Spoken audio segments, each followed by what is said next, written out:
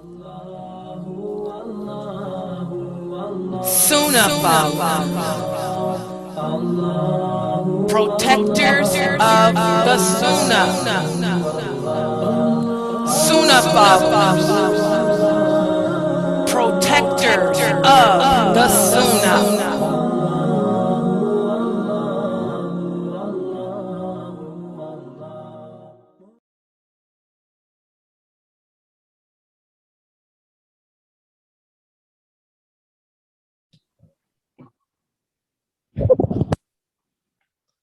Okay. Bismillahir Rahmanir Rahim. Alhamdulillahi Rabbil Alameen. Wassalatu wassalamu ala ashrafil mursaleen. Nabiyyina Muhammad wa ala alihi wa sahbihi ajma'in. In the name of Allah, the most merciful, all praise is due to Allah. May He send His peace and blessings on His final messenger, Muhammad, and on his family and companions. Okay, so today, inshallah, we are going to continue with the fiqh of Tahara, and today we're going to start a new unit.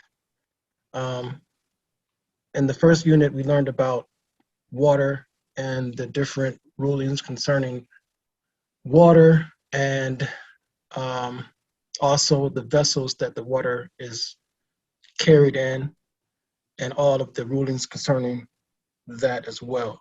So today we're going to start a new unit, and let me share my screen here. Let's see.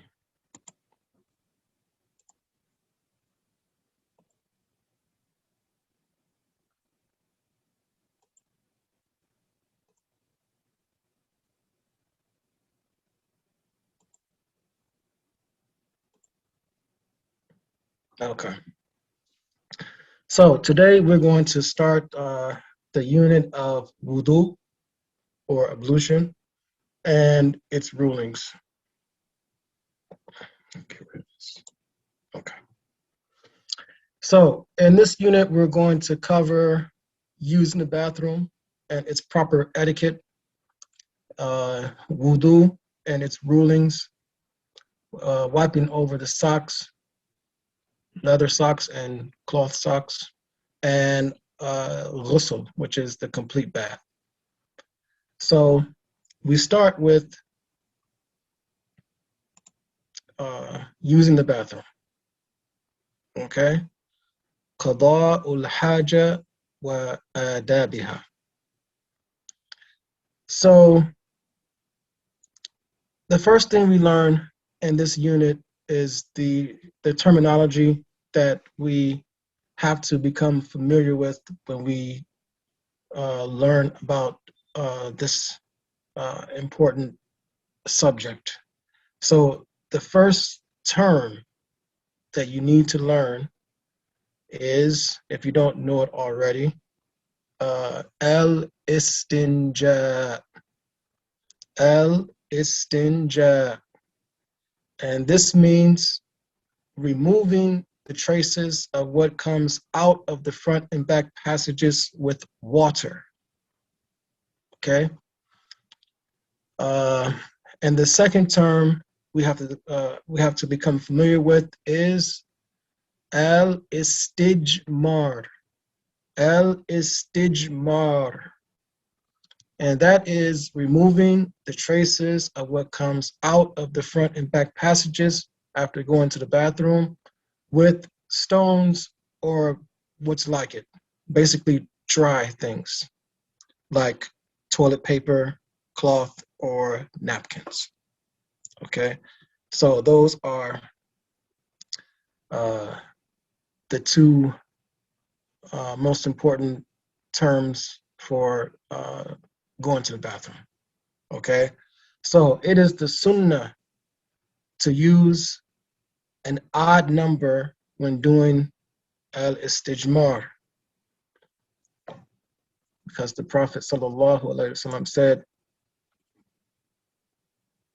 Whoever does istijmar, let him use an odd number. And that hadith is agreed upon. Okay? And this istijmar, it becomes obligatory if there is no water available. So if you can't find water available, then you must use the method of al-istijmar. Okay. So after learning about that, the next thing we learn about is the manners of going to the bathroom, the hammam, or the khala. Okay. Um, so the first thing that we learn is that before you go into the bathroom, you should say Bismillah, and then you should say Allahumma inni a'udhu bika min al-khubuthi wal khaba'ith. And that is from the hadith of uh, the hadith that says Satru ma bayna a'yun al-jinn wa awrati bani Adam idha dakhala ahaduhum al-khala' an yaqul Bismillah. And that was collected, that hadith was collected by at-Tirmidhi, and it was authenticated by Sheikh Albani. So it means the veil that is between the eyes of the jinn and the eyes of, or the private parts of the son of Adam, when he goes to the bathroom, is that he says Bismillah. And also Imam Bukhari and Imam Muslim, they collected a hadith that says that the Prophet sallallahu alaihi wasallam, when he entered the bathroom, he would say, Allahumma inni a'udhu bika min al-khubuthi wal khaba'ith. Now, the scholars, they differed as to what these words mean, but the most common explanation is that it means the male and female jinn, the male and female jinn. And then when you leave the bathroom, you should say Ghufranak. And this is from the hadith of Aisha radiallahu anha, قالت كان النبي صلى الله عليه وسلم إذا خرج من الخلاء قال غفرانك رواه الترمذي وصححه الألباني. And it means that it says that Aisha said, when the Prophet sallallahu alaihi wasallam, when he came out of the bathroom, or the place where he relieved himself, he would say Ghufranak. And Ghufranak, it literally means your forgiveness, but it's a dua that means that you're seeking Allah's forgiveness. So it's as if you're saying, oh Allah, forgive me. And the scholars, when they discussed why it was said, forgive me for leaving the bathroom, they said that because when you're in the bathroom, you're not in a position to remember Allah, because Allah's name is not mentioned in the bathroom. So when you come out, you say Ghufranak to ask for Allah's forgiveness for that lapse and not remembering Him. وعن أبي علي الأزدي أن أبا ذر كان يقول إذا خرج من الخلاء الحمد لله الذي أذهب عني الأذى. You just have it. Okay. وعافاني. And that was collected by Ibn Abi Shayba fi Musnafihi وحسن إسناده الحافظ في نتائج الأفكار. Okay. Number 3, تقديم الرجل اليسرى عند الدخول واليمنى عند الخروج جريا على قاعدة الشرع في تقديم اليمنى في باب التكريم ويسرى في عكسه. So when you enter the bathroom, you enter the bathroom with your left foot, and when you leave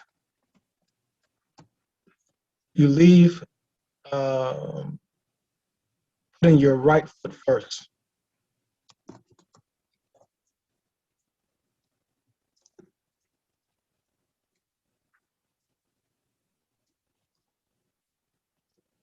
Okay.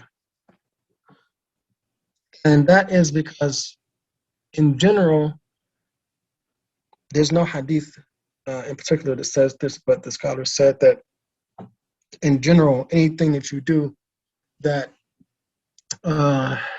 is like a noble act, use your right. And when you are doing an act that's not noble, then you use your left. Okay. So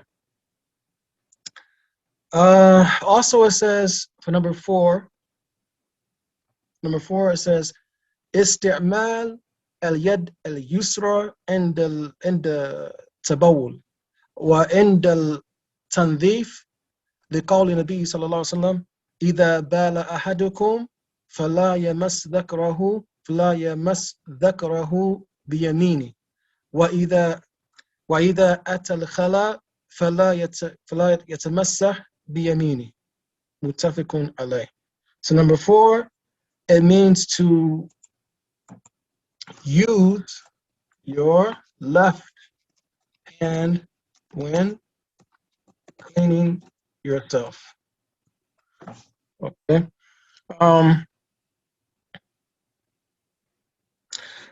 So the Prophet ﷺ, he said, when one of you urinates, he should not touch his private part with his right hand.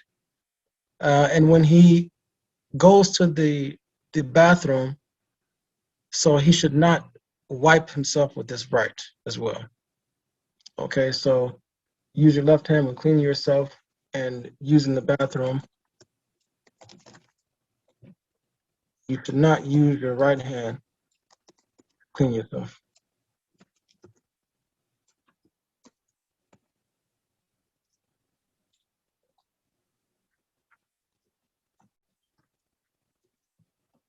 Okay. الواجب على من أراد قضاء الحاجة أن يستر عورته عن أعين الناس بحيث لا يراها أحد لقوله صلى الله عليه وسلم احفظ عورتك رواه الترمذي وحسنه الألباني.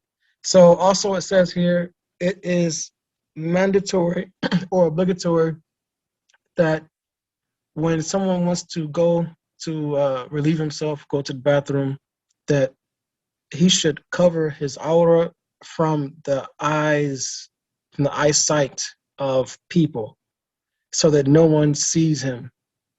Because the Prophet ﷺ, he said, protect your private parts from people seeing it. So we'll leave that under number 4. Make sure that no one sees your private. Okay. Number 5, البول جالسا. So it means that when you use the bathroom, when this is particular for men, when they go to the bathroom, that they should urinate sitting down. It says المستحب للإنسان أن يتبول قاعدا لأنه المعهود من فعل النبي صلى الله عليه وسلم ولأنه أستر وأحفظ له من أن يصيبه شيء من رشاش bowlihi.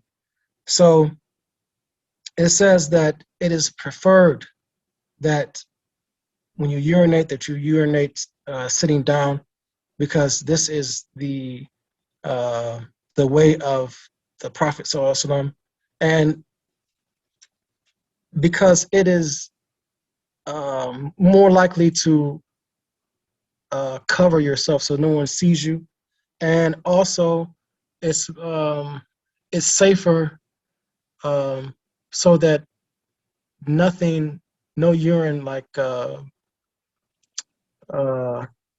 splashes on your clothes or something like this. And it says, وَإِنْ بَالَ قَائِمًا فَلَا بَأْسٍ إِنْ أَمَّنَ مِنْ تَلَوُّثٍ وَكَشْفِ الْعَوْرَةِ.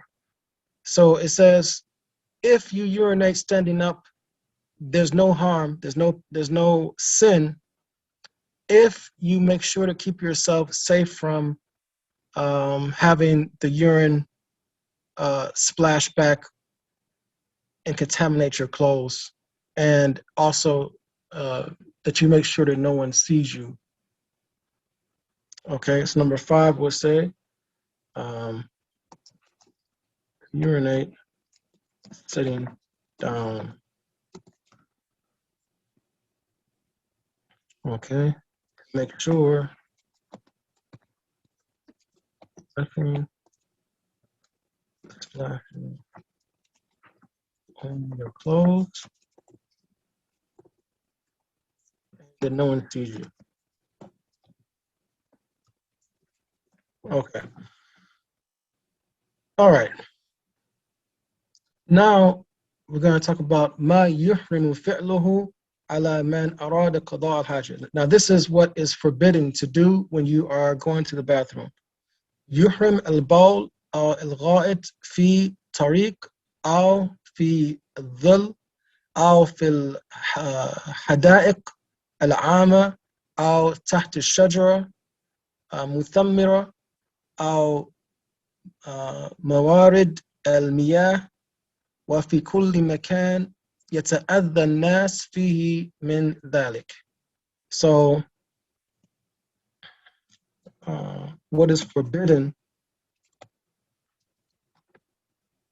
is to use the bathroom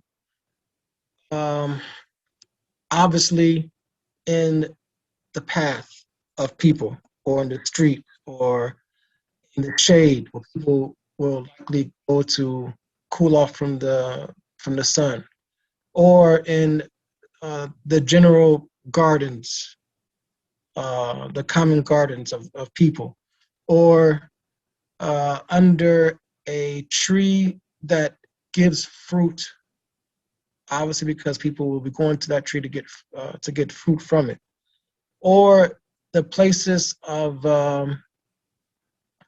where water starts, where there's clean water, where there's like a clean, or a place like a place where it's likely that if you use the bathroom there, it will contaminate the water for people who use it for drinking. And in every place in general that people will be harmed if you use the bathroom there. Okay, so it is forbidden to use the bathroom in paths and streets,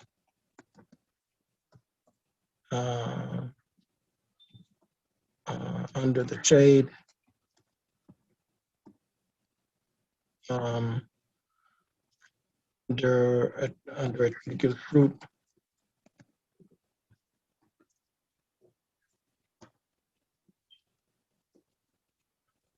and in the water used people, and in general, anywhere would harm people. Anywhere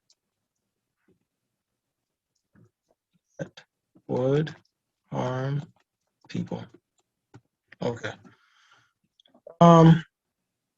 This is from the hadith of Abi Hurairah radiallahu anhu, anna Rasulullah sallallahu alaihi wasallam قال اتقوا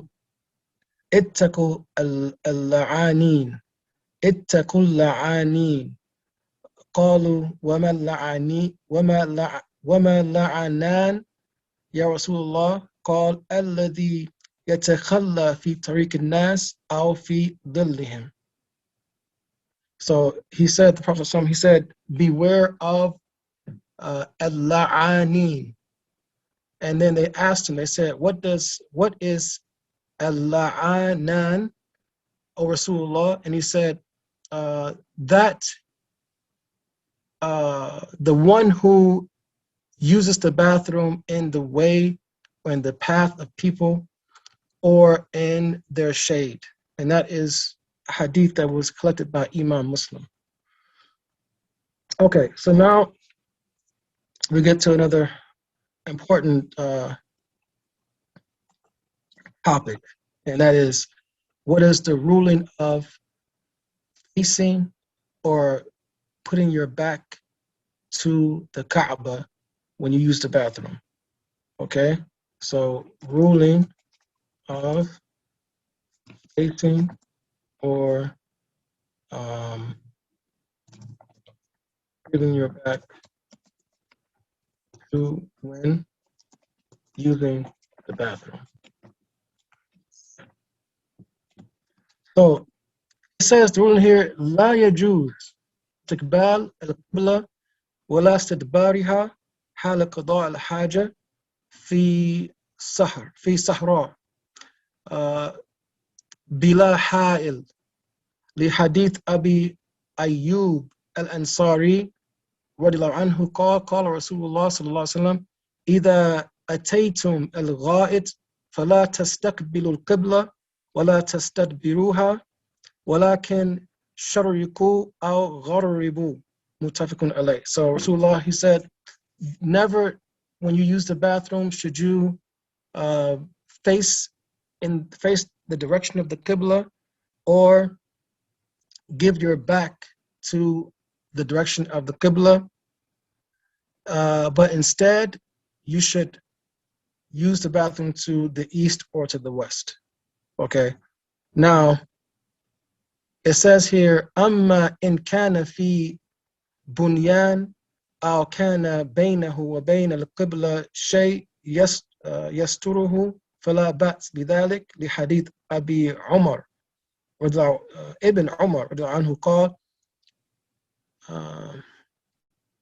رقيت على بيت أختي حفصة فرأيت رسول الله صلى الله عليه وسلم قائدا لحاجته مستقبل الشام مستقبل القبلة رواه Muslim. So Ibn Umar, he said that he went to the house of his sister Hafsa, and he said, I saw the Messenger of Allah sallallahu alaihi wasallam qa'idan lihajatihi mustaqbil al-sham mustaqbil al-qibla. So he was sitting down using the bath. He saw the Messenger of Allah sitting down using the bathroom, and he was facing Sham, and he was giving his back to the Qibla, and that was collected by Muslim. ولحديث مروان الأصغر قال أناخ ابن عمر بعيره مستقبل القبلة ثم جلس يبول إليه فقلت أبا عبد الرحمن أليس قد نهي عن هذا؟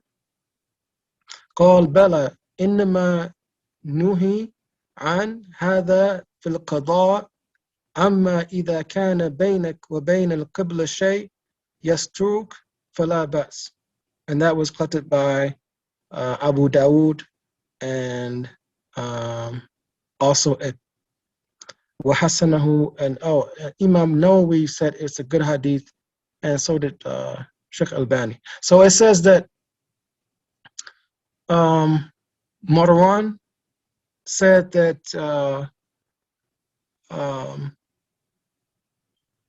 he that Ibn Umar, he sat down to use the bathroom.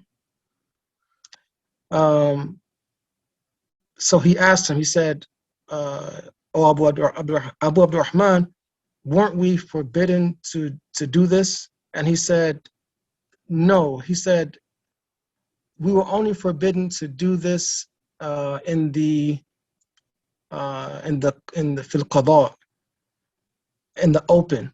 But he said, if there is between you and between the qibla something, then it's okay. So as long as there's like a wall or something that is between you and the qibla, then in that case, it's okay to face or to give your back to the qibla.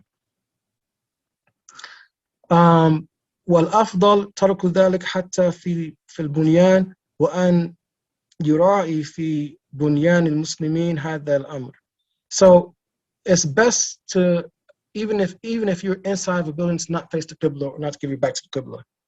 If you are, able to do this, if you're able to, if you're building a house, then you should just make sure that you don't face or give your back to the qibla. That's the safest thing to do. Okay, so it's permissible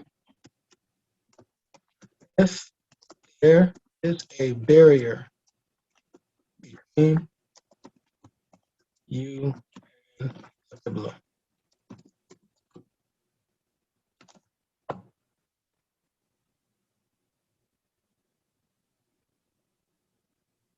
Okay. All right. So now we go to things that are not forbidden but disliked. Okay. So for the disliked things, number one, يكره حال القضاء الحاجة استقبال محب الريح بلا حائل لئلا يرتد البول إليه. So it says to use the bathroom to urinate in the direction of a strong wind, because it's likely that the wind will blow back some of the urine onto your clothes. ويكره الكلام أثناء القضاء الحاجة سواء بذكر الله أو غيره لحديث لا يخرج الرجلان يضربان الغائط كاشفين عن عورتهما يتحدثان فإن الله عز وجل يمقت على ذلك. So it says, do not, two men should not go out and use the bathroom, exposing them, obviously, with their hours showing, with their private parts showing, and then talking to each other, because Allah does not like that.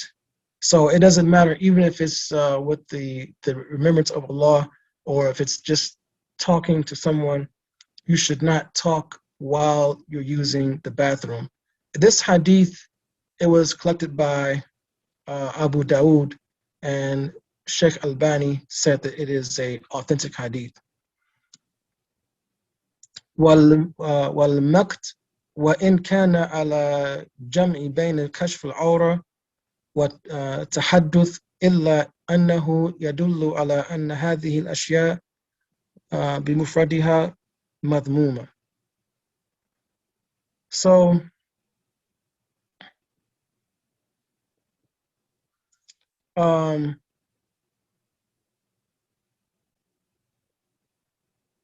this means that it is something that is blameworthy to talk in the bathroom with using the bathroom and the aura is showing.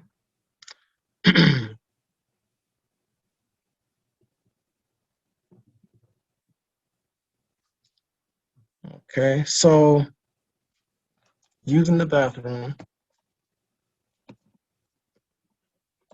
and talking.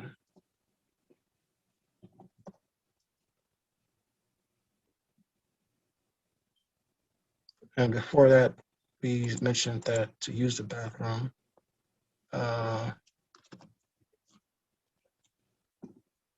direction of the strong wind.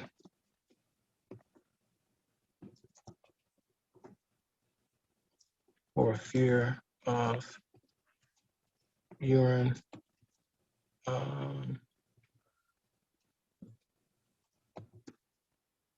contaminating your clothes.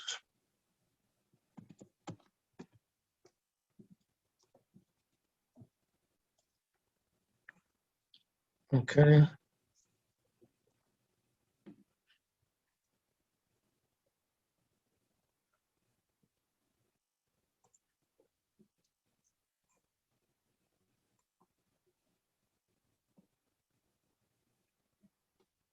Okay. Now the next thing, ويكره أن يبول في شق ونحوه لحديث قتادة عن عبد الله ابن سرجس رضي الله عنه أن النبي صلى الله عليه وسلم نهى أن يبال في الحجر رواه أبو داود وصححه الترمذي. So you should not urinate in a hole or in a crack in the ground.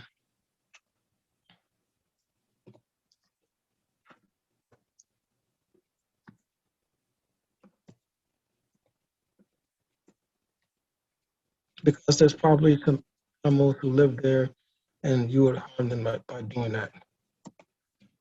So number 4, it says ويكره أن يدخل الخلاء بشيء فيه ذكر الله إلا لحاجة أما عند الحاجة والضرورة فلا بأس. So if you have a ring, for example, that has the name of Allah, you should not go into the bathroom wearing that.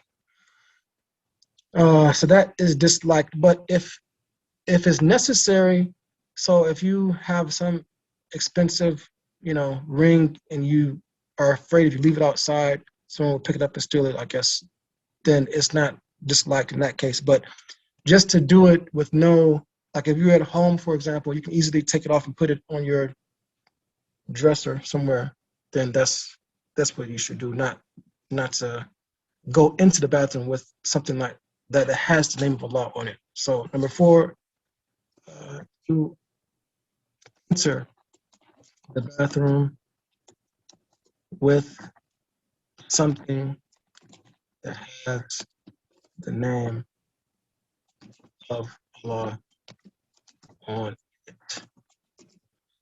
Okay. That's the 4 things. Next, Amma al-Mushaf. So what about the Quran itself? أما المصحف فإنه يحرم الدخول به سواء كان ظاهرا أو خفيا لأنه كلام الله وهو أشرف الكلام ودخول الخلاء به فيه نوع من الإهانة. So as for the Mus'haf, you cannot enter the bathroom with the Mus'haf, even if you have it in your pocket, because the Mus'haf is the words of Allah, and it's the most noble words that exist. So when you go into the bathroom with it, it's like you are belittling, or you're making it into you're giving it less than what it's than what it's due. So you should never go into the bathroom with the mushaf. Now, what about on the jawal?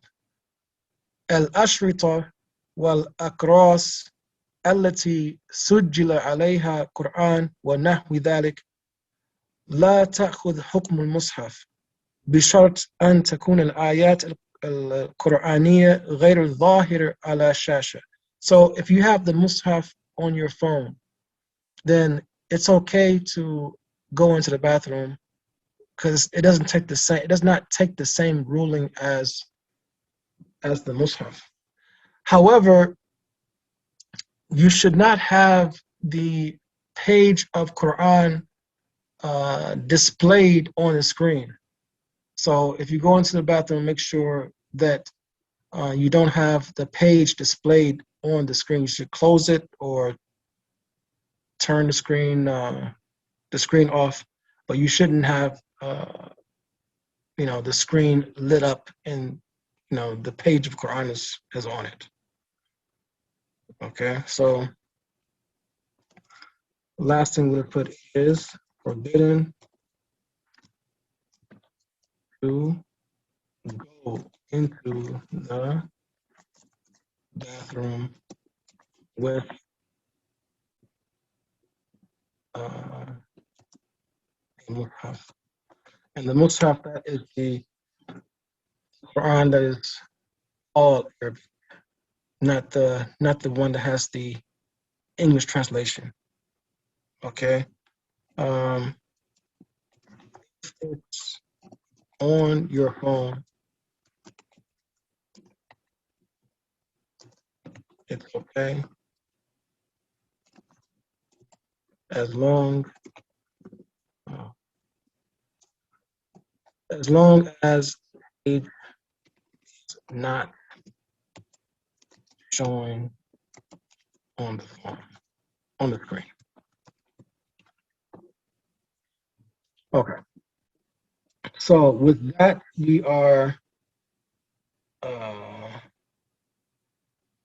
we completed the part about going to the bathroom and all the rulings about going to the bathroom. So next week we'll start with the sunan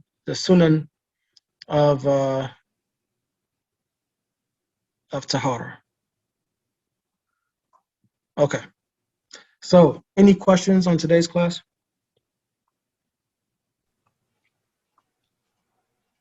Alhamdulillah.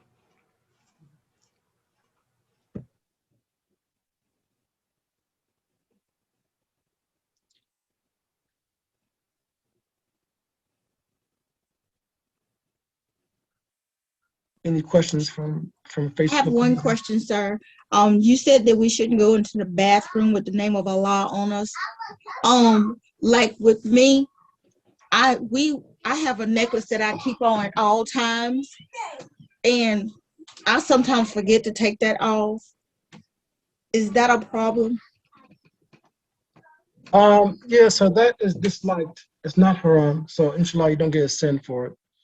But if you're at home and you remember, then you should take it off before you go to the bathroom.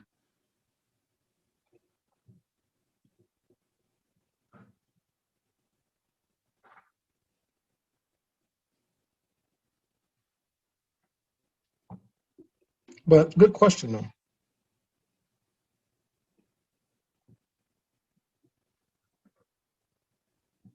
Any other questions? Any questions from Facebook, Layla?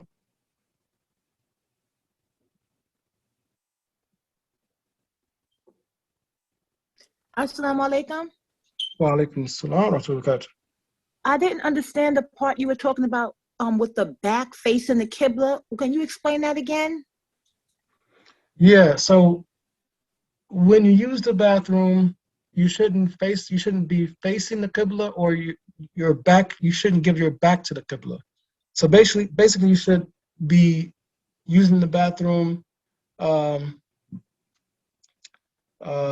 example, if the Qibla is to the east, then you should face the north or the south. If the Qibla is to the north, you should be facing to the east or the west. That's all it means. But if you're inside of a building, it's okay. Only time when it will be forbidden is if you're in the open somewhere. Like let's say you're camping somewhere, for example. So in that case, you shouldn't face the Qibla, or you shouldn't uh, turn around 180 degrees to the Qibla. And that way your back will be to the Qibla. Okay.